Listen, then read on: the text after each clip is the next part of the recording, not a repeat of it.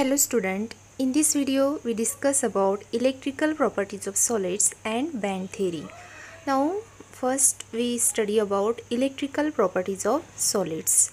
On the basis of electrical conductivity, solids are mainly classified into three types, that are conductors, insulators and semiconductor. First type are conductor. Conductors are solids. Its electrical conductivity range is 10 to the power 4 to 10 to the power 7 ohm inverse meter inverse. Generally, metals and electrolytes are good conductors. Metals conduct electricity by movement of electron, while electrolytes conduct electricity by movement of ions. We know that electrolyte means ionic solid and therefore they conduct electricity by movement of ions. In metals, there are free electrons, therefore metals conduct electricity by movement of electron. Second type are insulators.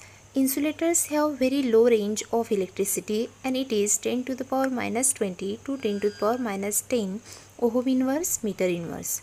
Most of the non-metals and molecular solids are insulator. Then next type are semiconductor. Electrical neutrality of semiconductor are ranges between 10 to the power minus 6 to 10 to the power 4 ohm inverse meter inverse. Generally, metalloids are semiconductors like silicon, germanium are acts as a semiconductor. Electrical conductivity of solid can be well explained on the basis of band theory. Band theory is correlated to the molecular orbital theory. In 11th standard, we study about molecular orbital theory. Atom consists atomic orbitals. Similarly, molecule consists molecular orbital. जैसे atom में atomic orbitals होते हैं वैसे ही molecules में molecular orbitals होते हैं. These molecular orbitals are formed by combination of atomic orbital. Interaction of energy level of electrons in constituent atoms result in formation of band.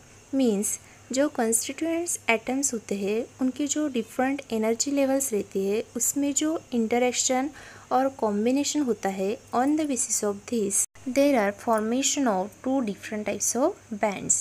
That two different types of bands are conduction band and valence band. Now another important concept in band theory is band gap. In 11th standard we study about structure of atom. We know that at the center there is a nucleus and electrons are revolving around that nucleus in circular path called orbits or shell. Electrons which are present in inner shell are strongly attached to nucleus while electrons in valence shell are loosely attached to the nucleus. Electrons present in valence shell forms valence band or electrons of valence shell present in band, that band is called valence band. Valence band is partially filled or completely filled. It is never empty.